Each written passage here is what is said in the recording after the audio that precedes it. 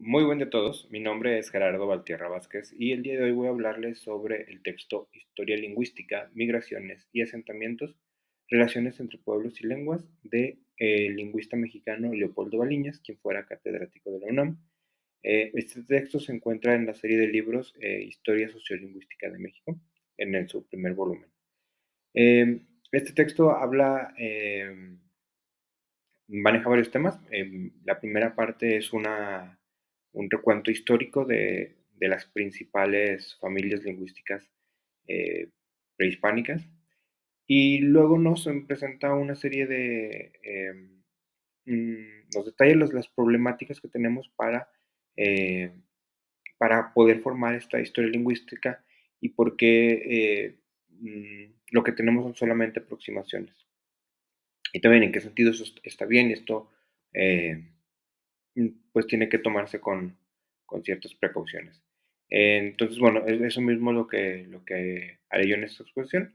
Hablaré primero hay primero una introducción, luego hablaremos brevemente de cada una de estas familias, de su historia, tal como lo hace él, y luego los problemas.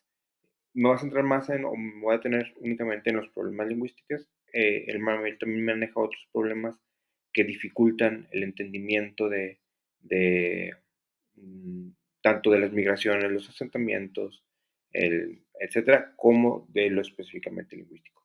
Bueno, vamos a ello. Para empezar, bueno, hay que entender que toda esta historia se da con base en algunas revoluciones tecnológico-culturales muy importantes. Él maneja que son tres en principio. Los primeros cultivos que surgen hace 10.000 años y que hace 4.000 años se convirtieron en la dieta básica de los pobladores. Es la primera revolución tecnológico-cultural. La segunda son las primeras casas, que se relaciona con la sedentarización. Y la tercera es la producción de cerámica. Es cuando ya va más avanzado. Hay una cuarta revolución tecnológico-cultural muy importante, que es la revolución mesoamericana. Cuando se consolidan las sociedades agrícolas desigualitarias. Todas estas cosas tienen que ver con la historia no solo material, no solo cultural también, sino específicamente la lingüística. Los primeros cultivos, bueno, o les traían a los pobladores un nuevo léxico, eh, nuevas palabras para referirse tanto a los cultivos como a las herramientas o técnicas que utilizaban. Las primeras casas un poco más de lo mismo. Además la sedentarización, como vamos a ver más adelante, la sedentarización provoca paulatinamente que se dé la variedad lingüística. Y bueno, la cerámica también un poco más de lo mismo. Además, en las cerámicas era común encontrar glifos o palabras en, en algunas de estas culturas. Y la revolución mesoamericana, las sociedades agrícolas desigualitarias, eh, pues abonan mucho al aspecto sociolingüístico porque pues se dan las clases sociales, se da un claro dominio de una clase hacia otra, y bueno, eso también pues, tiene sus efectos en el aspecto lingüístico. Bueno, vamos a pasar a ver las diferentes historias particulares de cada una de las lenguas, pero antes de ello hay que comentar que el autor maneja varios conceptos y varios aspectos para detallar esas historias. Primero, el homeland, o el punto, digamos, donde surge una cultura, y en este caso una lengua, y que es, digamos, su punto de expansión, donde va a empezar a migrar hacia otros lados. Luego eso, justamente, la diáspora, la migración, el cómo va avanzando, en cuántas lenguas se va dividiendo conforme va avanzando, si algunas se quedan en el homeland, si otras se van, etc. Y también dónde se terminan asentando y qué relaciones se establece con otras lenguas, ¿sí? Probablemente con otros pueblos, etcétera, pero eso también tiene sus cosas que tenemos que tomar con pinzas.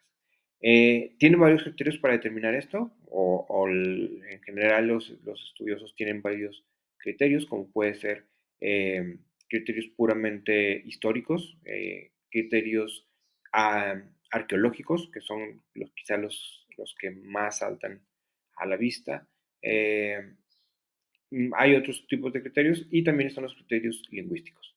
Entre los criterios lingüísticos hay 4 grupos principales, que son los fonológicos gramaticales, ¿sí? Los sonidos y cómo estructuraban sus palabras, sus oraciones, y eso nos permite clasificar, relacionar y agrupar las lenguas de acuerdo a estos criterios fonológicos, formar, digamos, familias o sí, clasificar en familias y entenderlo de una mejor manera para nosotros.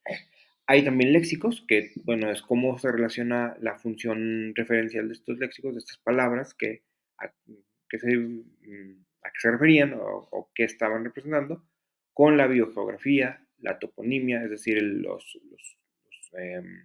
nombres de lugares, la geonimia, dónde surgen los nombres, y la reconstrucción cultural que se ha hecho de estos lugares. El tercer criterio es a partir de la lexicoestadística y la glotocronología, que nos permiten pues, establecer una relación secuencial entre, eh, entre las diferentes lenguas, por ejemplo, para determinar si hay préstamos, etc. Eh, el autor prefiere la lexicoestadística y a la glotocronología, a pesar de que la tradición se ha centrado mucho en la glotocronología, él tiene problemas que veremos más adelante. Y también hay criterios sociolingüísticos, préstamos, que si se hicieron préstamos de una cultura a otra, calcos, o también interferencias, también que ciertas lenguas hayan, o los hablantes de ciertas lenguas hayan interferido en que ciertas estructuras gramaticales se pasaran a otros. Pero bueno, vamos a pasar ahora sí a las diferentes historias, muy particular al ver algunos puntos. La primera es la familia totonacana de lenguas, empezando desde del proto-totonocano a cómo se fue desarrollando. Muchos reconocen solo dos lenguas totonacanas, el totonaco y el tepehua. El autor aquí también tiene un problema porque le parece extraño que en otras familias haya tanta lenguas y aquí solo reconozcan dos. Y bueno, hay una razón para eso y la veremos también más adelante. Muchos lo ubican como parte del macromayense y del macromayense van a surgir varias de estas grandes familias. Y hay varias posiciones respecto al proto-tonacano, pero hay dos grandes grupos, la mesoamericana y la no mesoamericana. La mesoamericana es muy, muy antigua, de los primeros hallazgos arqueológicos en México, y ya no es tan reconocida. Esta consiste en que el homeland, el lugar de donde surgieron, estaba ya en Mesoamérica.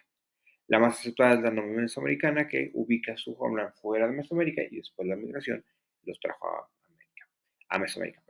Hay varios argumentos, pero solo dos son eminentemente lingüísticos. Algunos ítems léxicos que son propios del totonacano, que se ubican se sabe, se usaron Teotihuacán, lo cual pues obviamente habla de una migración o alguna otra relación. Y otros préstamos lingüísticos totonacanos que se encuentran en diferentes regiones. La siguiente familia es la familia Mixezoque. Hay varias lenguas que todavía hay, todavía recientemente se hablaron, o algunas variantes de ellas, como el mixe, el zoque, el popoluca y el tapachulteco. Los mocayas, que eran algunos o las primeras asentamientos que hablaban lenguas de la familia Mixtezoque, se relacionan, muchos se aceptan, es lo más aceptado que los mocayas se convirtieron en los olmecas. Y bueno, hay varias cuestiones. Muchos hablan de que tuvo una importancia muy importante en la Mesoamérica Oriental. Esto es debatible, hay ciertas cuestiones, por ejemplo, problemas con los argumentos lingüísticos que presentan para ello. Uno es la direccionalidad. Esto se refiere asumimos que, por ejemplo, no sé, los olmecas le pasaron, hicieron préstamos o conquistaron, etcétera, a ciertos pueblos, entonces la dirección es de los olmecas a estos. Pero no hay claridad en eso, no hay claridad en que si efectivamente esa será la dirección. También se puede que no sean préstamos, sino que simplemente sean cognados, que simplemente sean palabras que eh, son idénticas en una lengua y otra, pero que no tienen una relación de que alguna se la haya heredado a otra, o etcétera. Y también adquisiciones tardías, que algunas de esas palabras sí se hayan adquirido, pero ya, por ejemplo, cuando no estaban los olmecas. Entonces, eh, es difícil concentrar todas estas cosas y dar como un hecho. La siguiente es la familia maya, que también pertenece, o se cree que pertenece al macromayense. Hay varias familias. También se cree que la familia de lenguas huasteca, que incluye tal cual a la lengua huasteca, ya era chicomu, chicomucelteca, también pertenecían al macromayense. Y también muchos lo ubican específicamente dentro de la familia maya. Eh, para 1500 antes de Cristo ya se sabe que o sea, varias teorías, varios estudiosos piensan que ya se puede dividir en dos grupos, el INIC y el WINIC. Otros reconocen que el proto-yucatecano y el proto-cholano celtelano también fueron lenguas mayas, también pertenecían a esta gran familia. Eso es más o menos, tiene sentido considerando desde el punto de vista histórico que la cultura maya se desarrolló a lo largo de todos los periodos de Mesoamérica. Eh, con las sociedades mayas más desarrolladas podemos encontrar eh, 5 lenguas principales, que son el yucatecano, el canjobalano, el quichiano, el mameano y el cholano. Hay varias pruebas lingüísticas que se han esgrimido para defender las diferentes posturas que están ahí. Algunas son ciertas innovaciones fonológicas y el desarrollo de esta, el registro histórico de esta, que prueban que efectivamente se desarrolló de esta manera, o que presentan evidencia, quizá no tan contundente, pero presentan cierta evidencia. La siguiente es la familia tequistlateca. Eh, También hay mucha discusión al respecto, por ejemplo, de su homeland, de qué tan al noreste se encontraba de México. Eh, Muchos coinciden, o la mayoría coincide que efectivamente es del noreste, solo que no hay una convergencia en que el punto exacto o un punto más aproximado. Y bueno, cuando migraron hacia Mesoamérica, establecieron a partir de Oaxaca y ya de ahí se fueron a algunos lugares como Chiapas, etc. Manrique piensa que es del antropólogo, piensa que es parte de la familia, es una subfamilia del Lajocano Coahuilteca y que tenía un solo idioma que era el tequistlateco o chontal. Kaufman piensa que no, que eran dos lenguas, el huamelulteco, que se daba en la costa, y el tequistlateco, que se daba en las montañas. Waterhouse piensa que son tres, el huamelulteco, el chontal y el tequistlateco. Bueno, algunos relacionan esta lengua con las lenguas de Jicaque, como la del Palmar, que es occidental, y la del Tol, que se da al este. La siguiente familia es la familia Otomangue. Esta familia tiene 3 características que hacen difícil su estudio. La honda profundidad en el tiempo, es decir, hay registros de ella desde mucho tiempo atrás y eso, bueno, pues hace que sea difícil y que sea difícil establecer una línea y que no se mezcle con otras cosas. Por eso muchos sugieren que en lugar de interpretarla como una familia, se interprete como un filum, es decir, una familia de familias. También otro problema, otra característica es la indefinición en el número de lenguas existentes. Esto también se debe mucho a la compleja dialectal lingüística, que tienen tres de sus familias, la chinateca, la zapoteca y la mixteca. Tienen muchos dialectos y entonces pues es difícil eh, establecer cuál es el número de lenguas que existen. Hay también mucha discusión sobre familias y subfamilias, cuál es una familia, cuál es una subfamilia. Bueno, algunas ramas otomangues son la otomania, la popolcana, la mixtecana, la zapotecana, la chinatecana y la chiapanecomangue. Sí, ya más en Chiapas. Eh, Se suele ubicar a Tehuacán como su centro de dispersión, donde empezó a moverse las migraciones, y en esa región se encuentra la mayoría, esto es porque en esa región se encuentra la mayoría de las familias otomangues. Hay pruebas arqueológicas, por ejemplo, de que en el 4400 a.C. se pasó de una economía de apropiación a una economía de producción. El argumento lingüístico más importante que se esgrime para esto es que se han identificado 15 innovaciones fonológicas dentro de estas familias que relacionan con Tehuacán. La siguiente familia es la familia yuto-azteca, perdón. La yuto-azteca, muchos ubican su homeland cerca de Oregon o Arizona, y de ahí se migraron hasta llegar hasta Centroamérica. Algunos lo ubican como parte del macropenutiano, y esto a partir de la reconstrucción de cierto léxico de flora. Eh, Se identifican como un continuo dialectal, es decir, que varios comunalectos de regiones cercanas pues compartían términos y podían entenderse entre sí.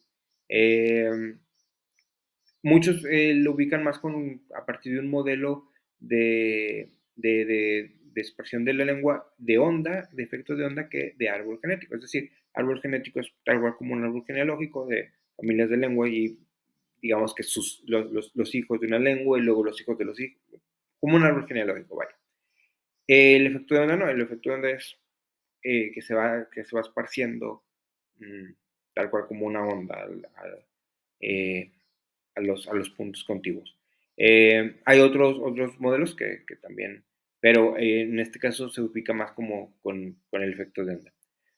Fowler correlacionó, que es uno de los que cree que perteneció al macropenutiano, y lo hizo a partir de relacionar un conjunto de léxicos referidos a elementos etnobiológicos, que solo que tiene sentido que se hayan dado en el desierto. Algunos de estos términos son metate y atlatl. Eh, Hacia el 500 a.C. ya había una división en 5 familias de lenguas, o 5 lenguas, que eran la proto-yuto-azteca norteña, la proto-tepimana, la proto-taracajita, y el proto-tubar, y por último el proto-corachol axtecana. El siguiente es el proto-nahuatlano. Se identifican tres lenguas derivadas del proto-nahuatlano, que son el náhuatl, el pochuteco y el pipil. Eh, Basados en trabajos glotocronológicos y estadísticos, muchos ubican su homeland en la región norte de la Gran Cuenca, en lo que hoy es Estados Unidos, California, Nevada, Wyoming, etc. Fowler, Campbell y Langecker lo ubican cerca de Chihuahua, un poquito más hacia el sur, y sugieren que hubo migraciones hacia zonas subtropicales, también considerando términos léxicos. Kaufman, por su parte, sugiere que partieron de un lugar cerca de Cora, Nayarit, y esto basado en cómo se distribuyó colonialmente en las siguientes décadas, y los cambios fonológicos que se registran. De acuerdo a esta postura de Kaufman, la lengua se dividió en dos grupos, oriental y occidental. Los mexicas hablaban la variante occidental, pertenecían a los grupos de esta lengua occidental. Hertz piensa que los toltecas chichimecas que son algunos de los también hablantes del protonahuatlano, proceden de la Quemada, en el estado de Zacatecas, y pertenecían a la cultura de Chalchihuites.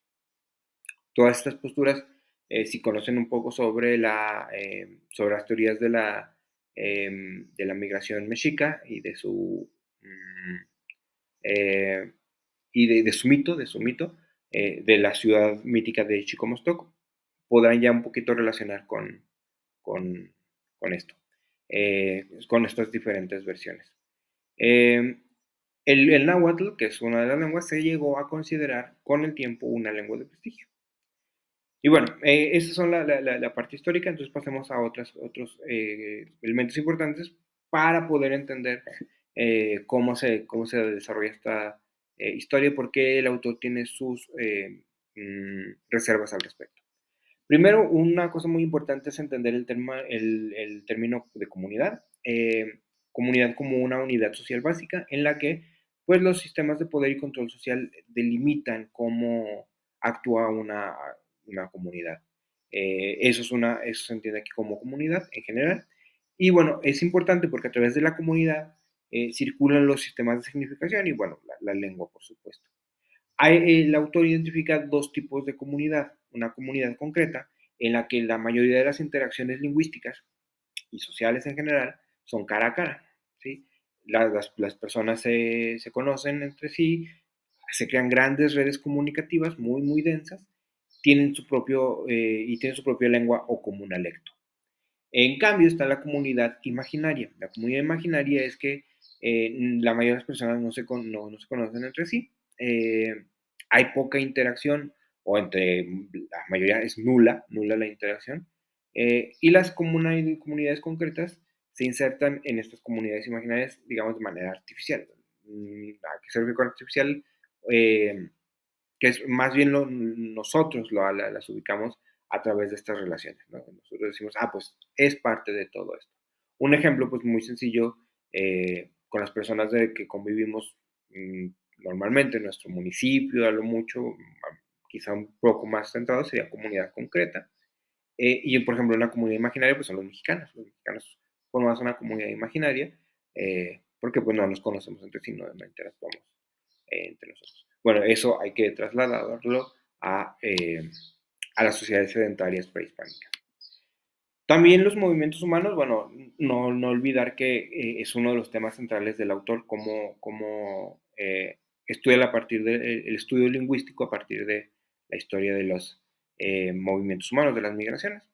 Eh, hay ciertas variables que diferencian los diferentes tipos de movimientos que existen. Por ejemplo, los tres principales son la ciclicidad, es decir, si se da cada cierto tiempo se da un movimiento, una migración. Esto está relacionado, obviamente, principalmente, aunque no exclusivamente, con los nómadas. Si se ve cuál era su ciclicidad, cada cuando se movían, etc. La relación con su hábitat original, es decir, si seguían teniendo contacto con su homeland o de plano no, o si algunos se quedaron ahí, eso, ¿no? Y la constancia de movimiento, qué tan constante era, ¿sí? No solo que fuera cíclico, que se va a hacer de tiempo, sino qué tan constante, mm, eh, sí, qué tan continuo se daba esto. Hay también dos tipos de desplazamientos, una difusión démica, que es una migración sostenida por el aumento poblacional causado por una ventaja cultural. ¿Sí? Eh, mm, los mexicas, por ejemplo, bueno, van migrando, van extendiendo, porque tienen ciertas ventajas culturales respecto a algunos pueblos, y en el caso de los mexicas, no quiere decir que toda difusión démica es así, pues tiene que ver con pues, ventajas militares. Y la otra es el desplazamiento que se llama leapfrogging, como saltos de ranas. Sí, es irregular, no es sostenido, permanece en una zona por sobrevivencia, por sobrevivir, y luego de ahí saltan a otro lugar. ¿Sí? Ese es el movimiento de leapfrogging.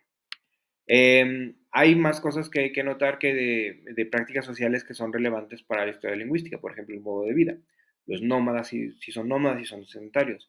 El nomadismo, por ejemplo, fomenta la creación de comunidades mm, concretas y por tanto, pues, de comunalectos muy establecidos. El sedentarismo, muy establecidos en ese grupo. El sedentarismo, por su parte, al provocar las clases sociales, prácticas ya más sostenidas, pues, y diferenciadas, pues también provocan la variedad lingüística. Otro es el comercio. El comercio, por ejemplo, se suele relacionar mucho con el bilingüismo. No quiere decir que todos los que hacían comercio eran bilingües, pero la mayoría sí puede hacerlo, bilingüe o incluso plurilingüe. Los pochtecas mexicas, bueno, sí se sabe que algunos de ellos pues eran bilingües.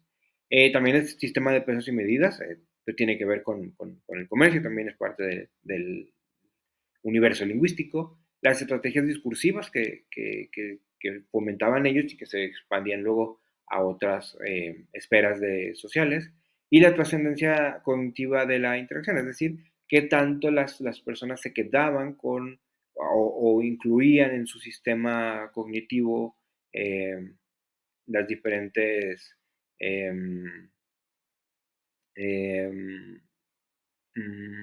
léxico, los diferentes vocabularios y las diferentes estructuras que conocían.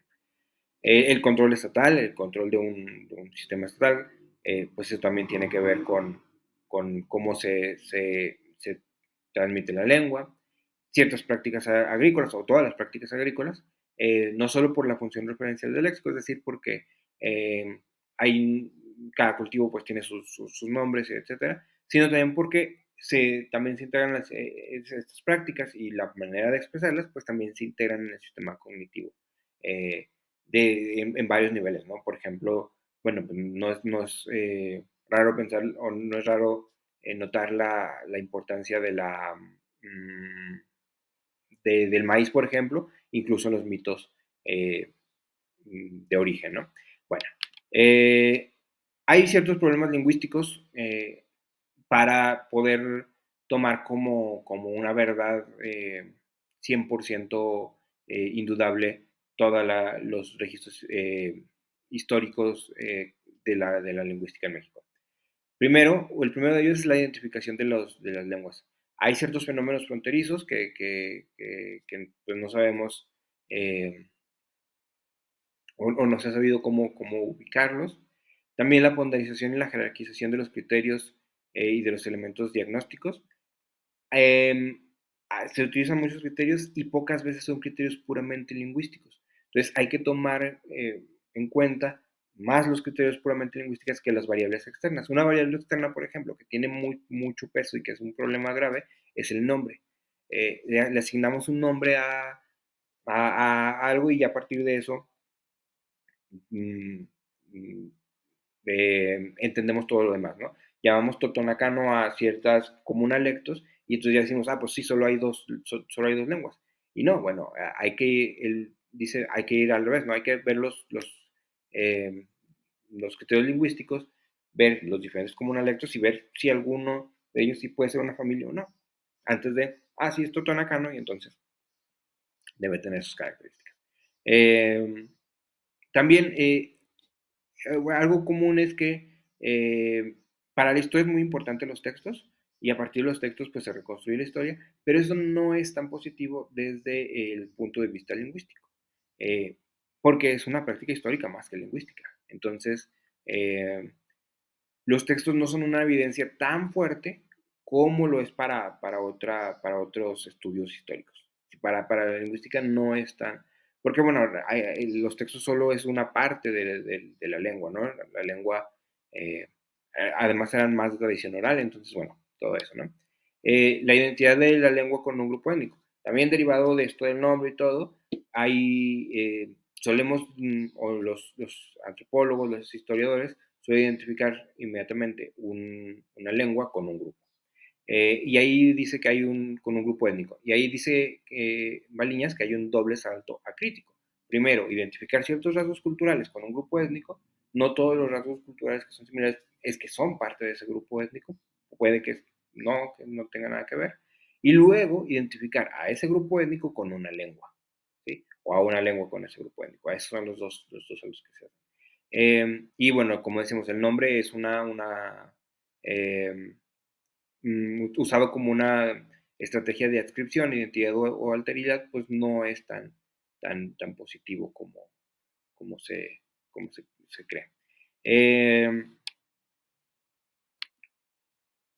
Otro problema es el problema de filiación. ¿Cómo hacemos o cómo nos basamos para las familias? Hay una incapacidad o se ha mostrado una incapacidad para llegar a acuerdos en las clasificaciones lingüísticas. Eh, Principalmente la forma de ver el problema genético, de dónde surgen las lenguas o cómo van surgiendo. Ya habíamos hablado de que está el modelo de árbol genealógico, el modelo de onda y también está el modelo de red. Ese es el tercer modelo que se utiliza. Otro problema para la afiliación es que hay escasez de material. Hay muy poco material eh, y pues eso seguramente surgirá nuevo material arqueológico, pero pues hay ciertas cosas que no. Repito, toda la tradición oral pues no se puede recuperar. Eh, la poca profundidad de los estudios se han estudiado con mucha intensidad ciertas lenguas y otras apenas se mencionan. ¿Sí? No se ha profundizado en ello. Y también él identifica que hay pocos espacios de discusión y poca voluntad para la discusión de todas estas cosas. ¿No? El arqueólogo, el historiador presenta su teoría y hay poca discusión entre ellos. Luego está la glotocrinología y el fechamiento. La glotocrinología es la técnica que más se utiliza para fechar eh, mm, el origen y quizá el fin de una lengua y cómo se transmite, etc. Eh, Aquí hay problemas. Eh, él no cree que la glotocronología sea la forma más positiva de hacerlo, a pesar de que es la más utilizada y que es, digamos, como más exacta, pero justamente ahí está el problema. Eh, Pensar que la glotonología se basa en tres principios. Que hay una velocidad constante del reemplazo léxico o de retención, o sea que se va reemplazando con cierta velocidad, que esa velocidad no aumenta, no disminuye, es constante. Eso es problemático. También la universalidad de esta velocidad, que todas las lenguas se manejan así, también debatible. Y la parte de la existencia de un vocabulario básico diferente del cultural. Y eso también es, por lo menos, polémico. Por eso el autor prefiere al estudio léxico-estadístico, que es menos exacto. Otros análisis lingüísticos lo mismo, pero al ser lingüísticos, pues son más certeros. Y sí nos permiten, por ejemplo, hacer un estudio secuencial. ¿Sí? Eso sí lo permite. Y él dice, pues eso está bien. Eh, bueno, eh, aunque claro, nunca se dan fechas exactas porque no se puede, pero él no lo ve como un problema, vaya. Y bueno, lo último es las evidencias lingüísticas. Eso es un problema esto, ¿no? ¿Qué evidencias lingüísticas tenemos para determinar que lo que encontramos, por ejemplo, sean préstamos, las similitudes, por ejemplo, entre vocablos de dos lenguas diferentes, sean préstamos, ¿sí? O sean simplemente cognados, palabras iguales. ¿Cuáles son calcos? ¿Sí? ¿Dónde se presentan interferencias? Y la direccionalidad y la temporalidad de esta, ¿no? Si hubo un préstamo, ¿de quién a quién?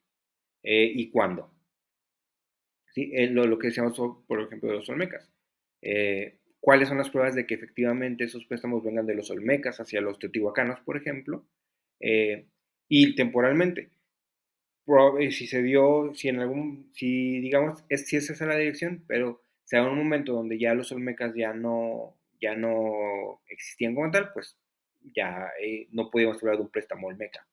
Eh, También identificar cuando hay ciertos paralelismos morfosintácticos en la lengua y, o los rasgos de difusión fonológica, ¿sí? Cómo se difundieron estos rasgos. De aquí, bueno, pues podemos concluir en primer lugar es muy interesante todo esto. Eh, Nosotros, por ejemplo, en nuestra materia, pues podemos pensar cómo todo esto cómo cambia cuando llega el español y cómo el español se enriquece con estas lenguas. Y por otro lado, también podemos entender lo complicado que es todo esto. Pues bueno, agradezco mucho su atención. Yo fui Gerardo Valtierra Vázquez. Muchas gracias. Hasta luego.